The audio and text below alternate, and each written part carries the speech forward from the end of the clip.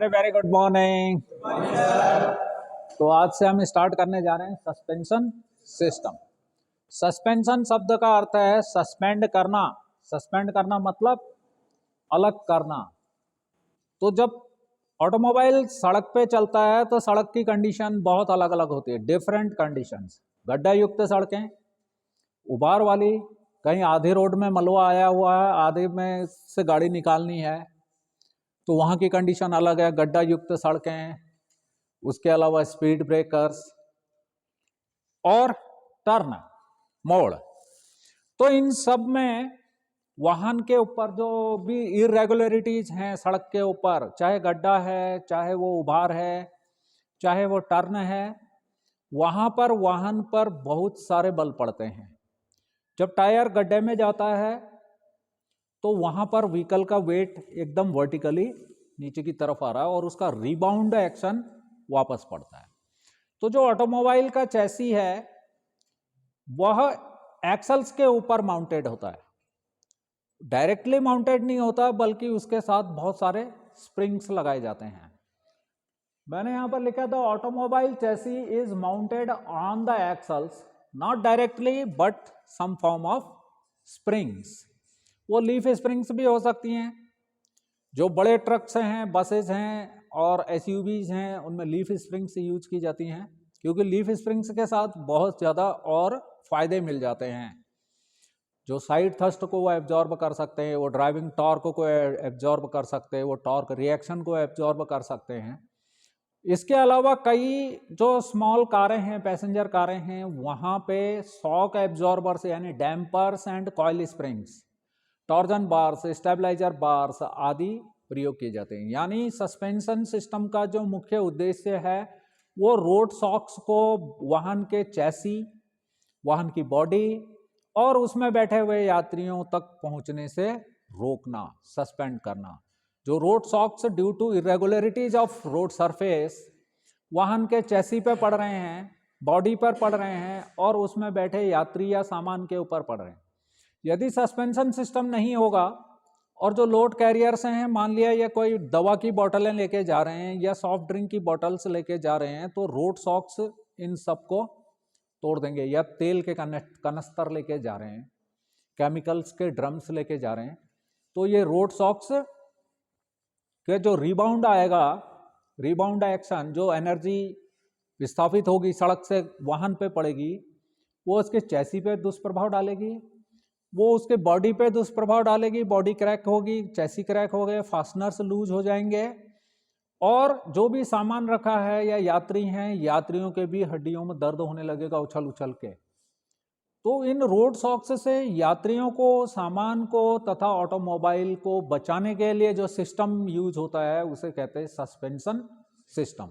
क्योंकि यह सिस्टम पूरे ऑटोमोबाइल को उसके चैसी, फ्रेम, उसके ऑक्यूपेंट्स आदि को रोड शॉक्स से अलग रखता है, बचाता है, इसलिए इसे कहते हैं सस्पेंशन सिस्टम।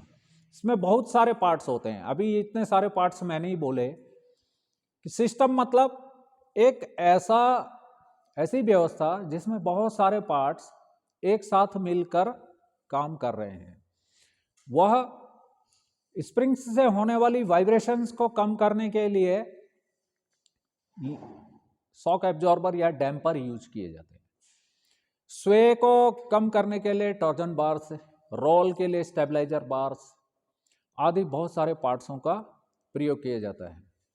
तो ये सब जो अब प्रश्न उठता है कि ऑब्जेक्टिव क्या है, to prevent the road shocks being transmitted to automobile.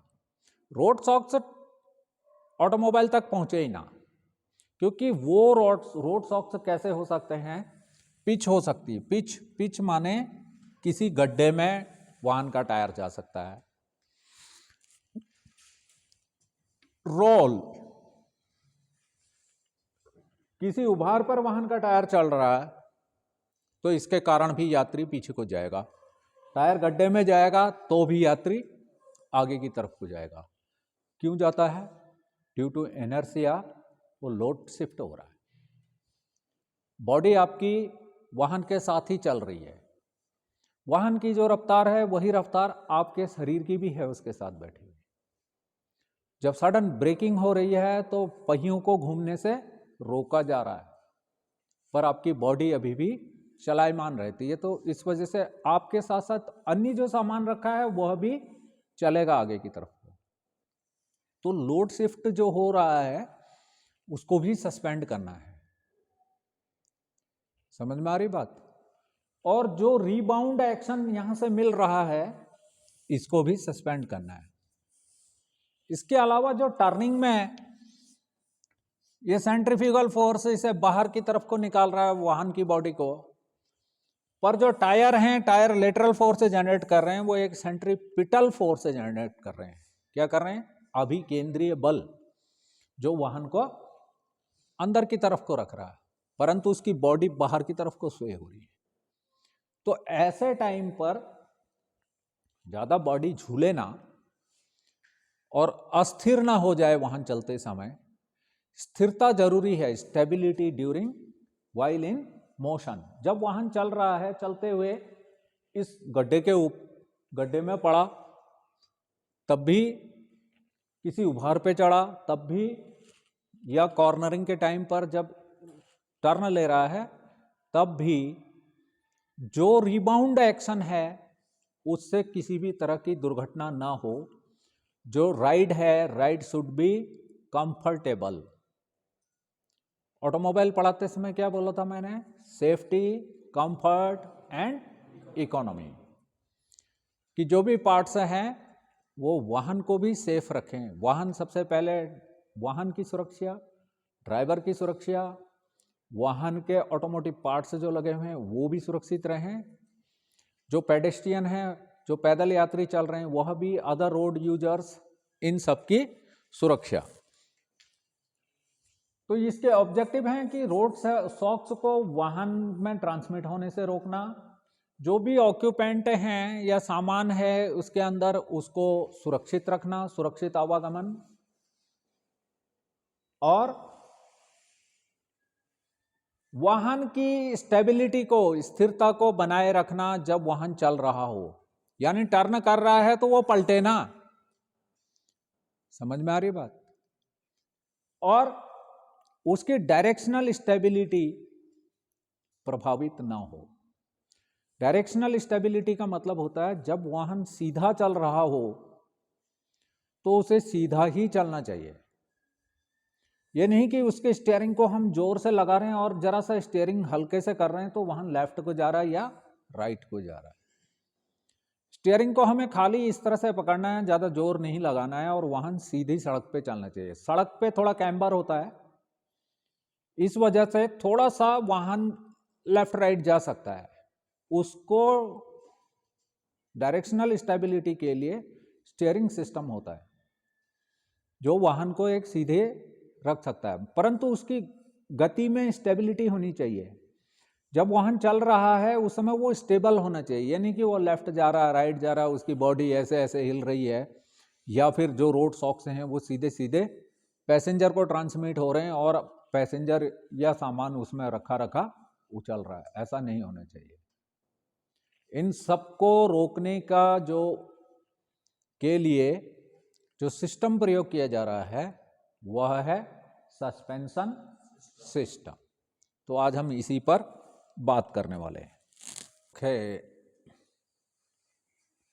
जब वाहन चल रहा है सड़क पे बहुत सारी इरेगुलरिटीज हैं, तो वो जो भी रोड शॉक्स हैं वह ऑटोमोबाइल के चैसी पे, बॉडी पे और ऑक्यूपेंट्स पर बुरा असर ना डालें और वाहन की स्टेबिलिटी बनी रहे हर परिचालन परिस्थितियों में। टर्निंग पे भी ज़्यादा स्वे के कारण वाहन असंतुलित होकर दुर्घटनाग्रस्त ना हो जाए। तो ये सब उद्देश्य हैं सस्पेंशन के, सस्पेंशन सिस्टम के। सस्पेंशन सिस्टम के कुछ बेसिक कंसिडरेशंस होती हैं। उनमें सबसे पहला है वर्टिकल फोर्सेस, जो वर्टिकल लोडिंग से है। जब वाहन चल रहा है सड़क पे, वो किसी गड्ढे में टायर जा रहा है या उभार पे चढ़ रहा है या वाहन टर्न ले रहा है। तो ये सब समझने से पहले तुम्हें मैंने इसीलिए जब ऑटोमोबाइल की परिभाषा बताई थी और यहाँ पर कार का चित्र बनाकर सब कुछ दिखाया था उसमें, कि प्रत्येक वाहन का जो गुरुत्व केंद्र है वह ग्राउंड से ऊपर है। जैसे हमारे शरीर का गुरुत्व केंद्र है हमारी नाभि के आसपास, तो इसी तरह से वाहन की जैसे जैसे ऊंचाई बढ़ती चली जाएगी उसका गुरुत्व केंद्र रोड सरफेस से और ऊपर जाता रहेगा। और जब वाहन किसी गड्ढे में टायर जाएगा तो इस वजह से उसके गुरुत्व केंद्र में भी थोड़ा बहुत शिफ्ट आएगी, ब्रेकिंग के टाइम पर भी आएगी।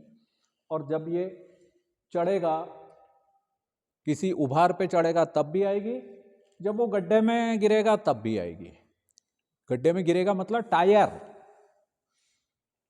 स्पीड में है, रोलिंग टायर चलता हुआ आ रहा है तो वो उस गड्ढे में गिर ही रहा है और फिर ऊपर निकल रहा है। तो उस समय वाहन पर जो सीधा वर्टिकल फोर्सेस पड़ रहे हैं वो टेंसाइल रूप से भी हो सकते हैं और वो कंप्रेसिव बेंडिंग मोमेंट भी पैदा करते हैं।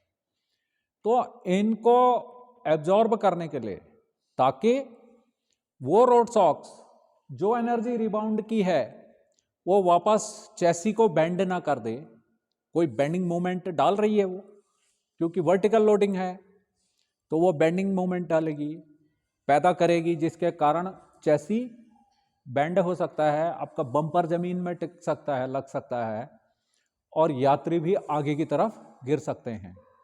इसे रोकने के लिए स्प्रिंग्स प्रयोग किए जाते हैं। स्प्रिंग्स में वाइब्रेशन भी होती है। उन वाइब्रेशंस को एब्जॉर्ब करने के लिए फिर डैम्पर यूज किए जाते हैं, उसे कहते हैं शॉक एब्जॉर्बर। चालू भाषा मतलब प्रचलित भाषा हो गई वो शॉक एब्जॉर्बर की, बट उसका एक्चुअल नाम है डैम्पर। तो जब भी कंसिडर करना है तो ये सारी चीजें देखनी पड़ती हैं कि जब भी रोड व्हील किसी बम्प के कांटेक्ट में आता है या किसी गड्ढे में गिरता है तो इस कारण इसमें टेंसाइल और कंप्रेसिव एंड बेंडिंग मोमेंट पैदा होती है।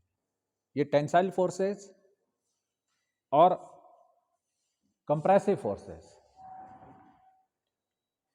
तो इसको रोकने के लिए विभिन्न तरह के स्प्रिंग्स प्रयोग किए जाते हैं, जो कि इलास्टिसिटी क्या है, जब भी पदार्थ पर कोई दबाव डाला जाता है तो वो थोड़ा सा विरूपित हो जाती है, यानी उसमें थोड़ा विकृति आ जाती है।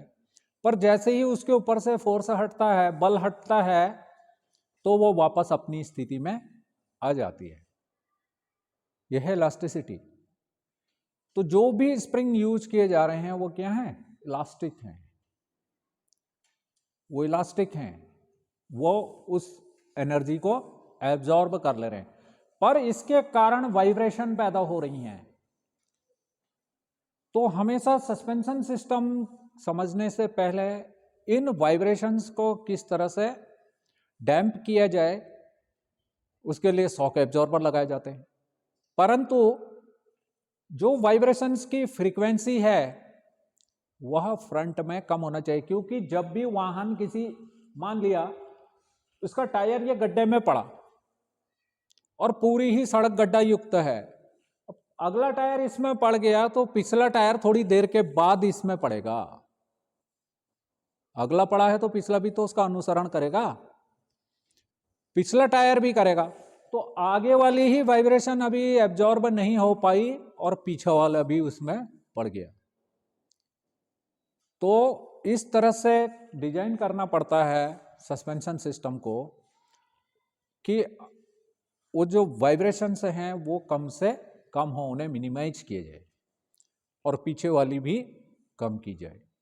इसीलिए जो आगे जितनी भी बड़ी गाड़ियां हैं, मैं ट्रक पर भी तुम्हें लेकर गया था, यहाँ तो पूरा सिस्टम ही बेकार है, क्योंकि जो गाड़ियाँ कंपनी से आती हैं, यहाँ मैंने देखा पहाड़ों में क्या हर जगह प्लेन्स में भी जो ट्रांसपोर्टर्स होते हैं वो अपने अपने ट्रकों में क्या है, 2-2 4-4 लीफ स्प्रिंग्स बढ़ा देते हैं, पीछे भी और आगे भी, ओवरलोडिंग करने के लिए।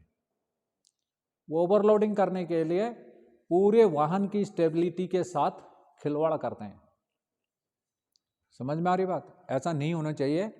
आगे वाले जो स्प्रिंग्स होते हैं उनकी संख्या कम होती है और पीछे वाले की ज़्यादा होती है, मगर इतनी ज़्यादा नहीं होती है। वह सब ये सारी चीज़ें ध्यान में रखकर वाहन का व्हील बेस, उसका unladen weight, dead weight, unladen weight, laden weight and gross vehicle weight को ध्यान में रखते हुए उससे 5-10% ओवरलोडिंग को ध्यान में रखकर कोई भी वाहन डिजाइन किया जाता है। तब उसकी टेस्टिंग होती है, वो पास होकर तब जाकर उसको रोड वर्दीनेस, फिटनेस मिलती है कि हाँ ये वाहन सड़क पर चलने योग्य है। ये डायनेमिकली एंड स्टैटिकली दोनों तरह से बैलेंस है। समझ में आ रही बात? बहुत सर्टिफिकेशन होता है, उसके बाद वाहन सड़क पे आता है। जब नेट ट्रिप पढ़ाया था मैंने तुम्हें, उसमें ये सारी चीज़ें विस्तार पूर्वक समझा चुका हूँ। तो इस वर्टिकल लोडिंग को ध्यान में रखना है जब वाहन का पहिया जमीन किसी गड्ढे में जा रहा है या उभार पे चढ़ रहा है या मोड़ों पे टर्न ले रहा है। उस समय वाहन की डायरेक्शनल स्टेबिलिटी और कंट्रोल बढ़िया रहना चाहिए। उसमें किसी भी तरह की ऐसी अनियमितता नहीं होनी चाहिए कि वाहन दुर्घटनाग्रस्त हो जाए या जो बैठा हुआ पैसेंजर है वह अनकंफर्टेबल फील करे, बहुत ज़्यादा उल्टियाँ करे या फिर उसके बदन में ही दर्द हो जाए। जो रोड शॉक्स सारे के सारे वाहन की बॉडी पे, चैसी पे ट्रांसमिट होंगे, वो चैसी को भी बेंड करेंगे, क्रैक करेंगे, बॉडी क्रैक होगी और फास्टनर्स ढीले हो जाएंगे, टूट जाएंगे। ये सब रोड सरफेस की इरेगुलरिटीज के कारण होता है। ये रोड सरफेस की जो इरेगुलरिटीज हैं उससे वाहन भी सुरक्षित हो और वाहन में बैठे यात्री और सामान दोनों ही सुरक्षित रहे। नेक्स्ट जो चीज है वो है रोलिंग। रोलिंग होती है टर्न पर, क्योंकि जब वाहन टर्न ले रहा है तो उस समय उसके जो टायर हैं वो एक सेंट्रीपिटल फोर्स जनरेट कर रहे हैं जिसे कॉर्नरिंग फोर्स कहते हैं, ताकि वाहन सड़क पे रहे। पर जो उसकी गति के कारण और मोड़ के कारण जो सेंट्रीफ्यूगल फोर्स है, आभासी बल, जो एक अपकेंद्री बल है जो केंद्र से बाहर की तरफ को लग रहा है, वह वाहन की बॉडी को बाहर की तरफ को धकेल रहा होता है। इसीलिए जब मोड़ पे वाहन कोई मोड़ लेता है तो उसमें बैठा हुआ यात्री कभी बाहर की तरफ को निकल जाता है, और जब वो दाहिने टर्न लेगा, मान लिया वो बाएं तरफ घूम रहा है तो यात्री दाएं तरफ गिरता है। इस तरह से ये कहलाती है रोलिंग। इस रोलिंग के कारण जो एनर्जी है रोल की, जो बल है, उस बल को कैंसिल करना जरूरी है। इस चीज का भी ध्यान रखना है। जितना वाहन ज्यादा ऊंचा होगा उसकी सेंटर ऑफ ग्रेविटी उतनी ऊपर हो जाएगी, और जब सेंटर ऑफ ग्रेविटी ऊपर हो जाएगी और टर्न लेते समय वह ज्यादा झूलेंगे। जब हवाएं चलती तो लंबे पेड़ गिर भी जाते हैं और वो बहुत ज्यादा झूलते हैं ऐसे ऐसे। इस कारण से एक स्थिति यह आती है कि उनका गुरुत्व केंद्र पूरी तरह से डिस्टर्ब हो जाता है और वो गिर जाते हैं। कोई वस्तु संतुलन में कब रहती है? जब उस पर पड़ने वाले सारे नेट रिजल्टेंट फोर्स जो है वो जीरो हो जाए, शून्य हो जाए। पर हवा के कारण, साइड विंड के कारण, अधिक गति के कारण जब वाहन टर्न लेता है तो वो ओवर स्पीडिंग के कारण भी वो पलट सकता है, नीचे जा सकता है। उसमें ऑटोमोबाइल का कोई दोष नहीं है, वो दोष है चलाने वाले ड्राइवर का।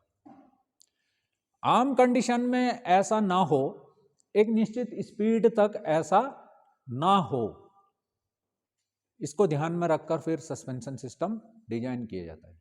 ये रोल ही है जो कि दुर्घटना का एक कारण भी बनता है।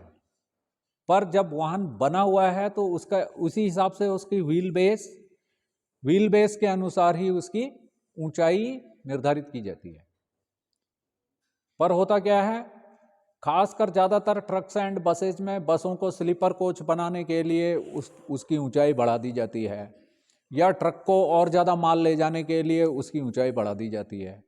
और जब ऐसे वाहन ये मोड़ों युक्त रास्तों में चलते हैं तो फिर इनको चलाना थोड़ा मुश्किल काम होता है। बहुत ही बुद्धिमान ड्राइवर की आवश्यकता होती है ऐसे वाहन को फिर पहाड़ों में टेढ़े मेढ़े रास्तों में चलाने के लिए। इससे इसका पूरा संतुलन, डायरेक्शनल स्टेबिलिटी एंड कंट्रोल दोनों ही समाप्त हो सकते हैं वाहन की ऊंचाई को अनधिकृत रूप से ऊंचा उठाने के कारण। तो सस्पेंशन डिजाइन करते समय ये सारी चीजें ध्यान में रखनी होती हैं कि वाहन का व्हील बेस कितना है, उसका जो ड्राइव ट्रांसमिशन है वो फ्रंट व्हील ड्राइव है, रियर व्हील ड्राइव है, फोर व्हील ड्राइव है, वाहन का व्हील बेस है, उसकी ऊंचाई है, उसकी सेंटर ऑफ ग्रेविटी। तो जब भी टर्न ले रहा है या पिच हो रहा है या खड्डे में उभार में जा रहा है, बंप पे चढ़ रहा है, तो इन स्थितियों में उसके गुरुत्व केंद्र में थोड़ा सा बदलाव आ रहा है। तो उस बदलाव को कंपनसेट करने के लिए, ताकि वाहन संतुलित रहे, तो इस चीज का भी ध्यान रखना होता है। नेक्स्ट आता है brake dip and squat. Brake dip, जब ब्रेक लगाते हैं, जब ब्रेक करना, स्पीड को कम करना या वाहन को रोकना। ब्रेक माने तोड़ना, BREAK नहीं है, ये BRAKE है, ब्रेक। ब्रेक जब लगता है वाहन में तो क्या है, रोलिंग टायर रुक जाता है।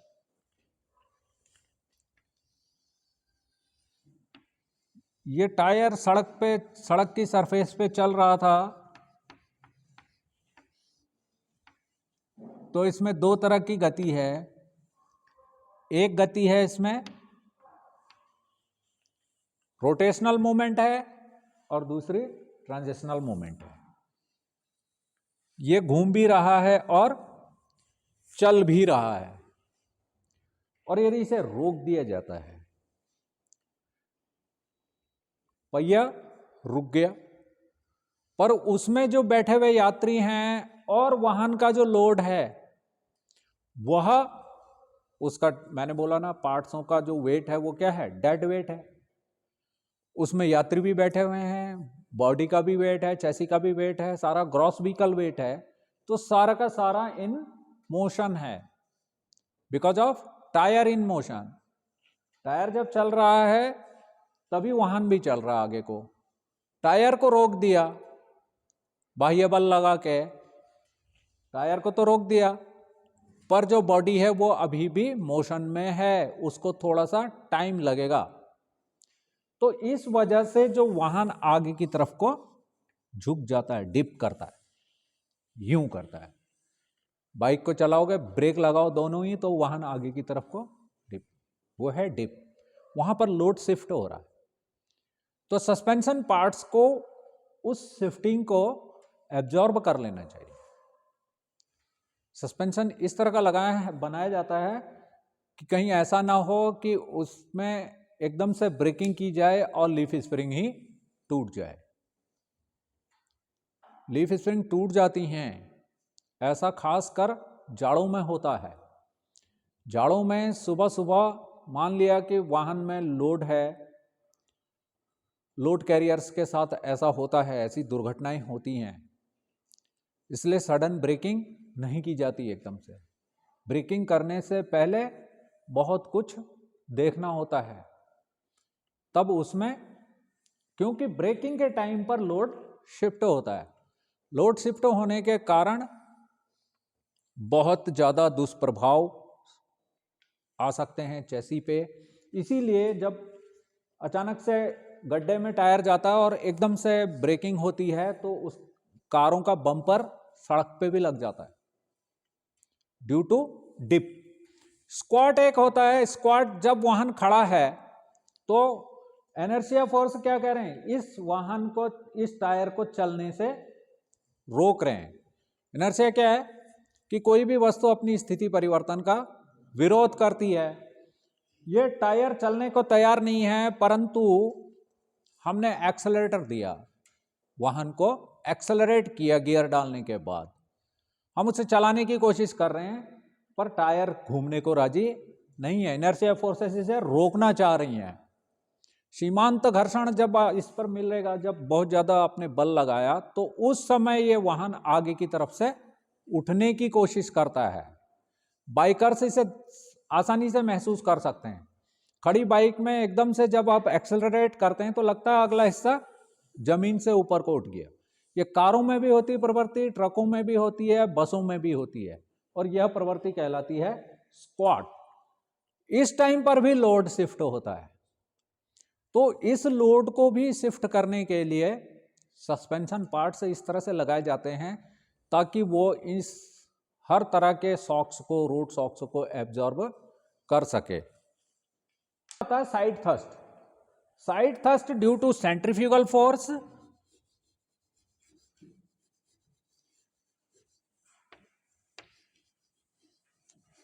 सेंट्रीफ्यूगल फोर्स के कारण तथा साइड विंड के कारण।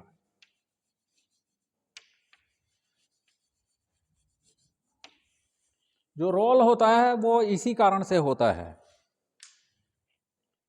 तो इस समय भी लोड शिफ्ट हो रहा है, न सिर्फ गुरुत्व केंद्र जा रहा है बल्कि उसमें बैठे यात्री और सामान भी उस दिशा की तरफ, बाहर की तरफ को जा रहे हैं। तो सस्पेंशन पार्ट्स, इस तरह का सस्पेंशन सिस्टम डिजाइन करना होता है जो कि इस स्वे को, इस झूलने वाली प्रवृत्ति को, इस रोल को और साइड थ्रस्ट को एब्जॉर्ब कर सके। इसीलिए पेनहार्ड रॉड्स आदि का प्रयोग किया जाता है। रोड होल्डिंग्स, ये पहिया सड़क पे चलता क्यों है? क्योंकि ये रोड सरफेस के साथ घर्षण कर रहा है, और घर्षण करते समय यहां पर जो इसकी वेलोसिटी है वह 0 होनी चाहिए, तब ये आगे को बढ़ेगा। तो टायरों का रोड के साथ संपर्क भी बना रहे, इसके लिए जरूरी क्या चीज है? अनस्प्रंग वेट एंड सीजी, गुरुत्व केंद्र।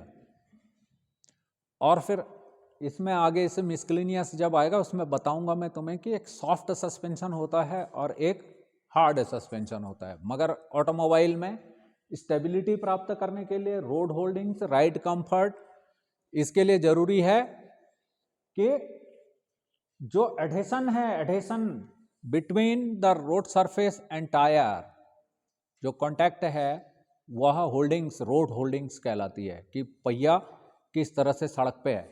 जब वो तेजी से स्पीड ब्रेकर के ऊपर किसी समय नजर नहीं आता, ना तो जेब्रा लाइन है, न कहीं पर ही वार्निंग है कि आगे स्पीड ब्रेकर इज अहेड, ऐसा कुछ नहीं है। अचानक से रंबल स्ट्रिप्स आ जाती हैं और उससे कार गुजरती है तो उसमें लगता है कि इसने सड़क छोड़ दी है, अब ये कहीं भी जा सकती है। समझ में आ रही बात? और ऐसे में ड्राइवर क्या करता है? सडन ब्रेकिंग करता है और वो और ज्यादा खतरनाक हो जाता है। घूमता हुआ टायर सड़क के साथ लगा हुआ है, पर जब इस टायर को रोक दिया जाएगा तो जो वाहन का वेग बना हुआ, जो वेलोसिटी बनी हुई है एक निश्चित दिशा में, वो एकदम से शून्य नहीं होती, वो वाहन को आगे की तरफ धकेलती है। तो वहां पर पूरी डायरेक्शनल स्टेबिलिटी एंड कंट्रोल चला जाता है। इन चीजों का भी ध्यान रखना जरूरी है। राइड एंड हैंडलिंग में जो मेन चीज है, वाहन का जब रोड होल्डिंग से सही होगी और जो वाइब्रेशंस क्रिएट हो रही हैं due to bump, pit, roll, dip and squat, वो सारी वाइब्रेशंस सस्पेंशन पार्ट्स द्वारा आसानी से एब्जॉर्ब हो जानी चाहिए, ताकि वो वाइब्रेशंस पैसेंजर्स पे, वाहन के चैसी पे, फास्टनर्स पे, बॉडी पे, ऑक्यूपेंट्स पे और लगेज पे जो भी गुड्स कैरियर में सामान रखा हुआ है उस पर दुष्प्रभाव न डालें। अनस्प्रंग वेट, अनस्प्रंग वेट होता है वह वेट जो कि सस्पेंशन सिस्टम के बाद है, नीचे है, जैसे कि rear axle, front rigid beam है, स्टीयरिंग का नक्कल है, ब्रेक शू हैं, brake shoe assembly, wheels and tyres. Wheels and tyres में रिम भी आ गया और टायर भी आ गया, उसके अंदर ट्यूब भी आ गई, उस ट्यूब में हवा भी भरी रहती है। तो ये सारा वेट जो लीफ स्प्रिंग्स, सस्पेंशन स्प्रिंग्स के नीचे रहता है वो कहलाता है अनस्प्रंग वेट। वाहन की स्टेबिलिटी के लिए जरूरी है कि अनस्प्रंग वेट कम से कम हो, परंतु जब स्प्रंग वेट ज्यादा हो जाएगा तो वो सॉफ्ट सस्पेंशन हो जाएगा, उसके कारण फिर ये जो रोड होल्डिंग्स है ये प्रभावित होती है। अभी थोड़ी देर पहले मैंने बोला था ना कि यदि अनस्प्रंग वेट को कम कर देते हैं, बहुत ज्यादा कम कर देते हैं, सारा वेट स्प्रंग वेट कर देते हैं, तो रोड शॉक्स तो यात्री तक नहीं पहुंचेंगे, परंतु रोड होल्डिंग्स प्रभावित हो जाएगी, जिस वजह से वाहन की स्टेबिलिटी प्रभावित होती है। इसलिए इस तरह से सस्पेंशन सिस्टम डिजाइन किया जाता है कि रोड होल्डिंग्स भी रहे, वाइब्रेशंस भी कम से कम हो, और जो भी एनर्जी ट्रांसफर हो रही है, ट्रांसमिट हो रही है टूवर्ड्स चैसी, चैसी को मैं फ्रेम भी बोल दे रहा हूं, चैसी, बॉडी, ऑक्यूपेंट्स को, उसको कम से कम किया जा सके। ठीक है, तो ये सब कंसिडरेशंस होती हैं जो सस्पेंशन सिस्टम के लिए आवश्यक है। सस्पेंशन सिस्टम का जो मुख्य उद्देश्य है वो यही है कि सड़क की अनियमितताओं के कारण जो भी shocks, vibrations, side thrust, pitch, roll आदि उत्पन्न हो रहे हैं, इन सब चीजों को कैंसल करना, सस्पेंड करना, वाहन की चैसी फ्रेम पर आने से रोकना, बॉडी तक आने से रोकना, यात्रियों तथा सामान तक जाने से रोकना। क्लियर है? So it's enough for the day. Have a great day.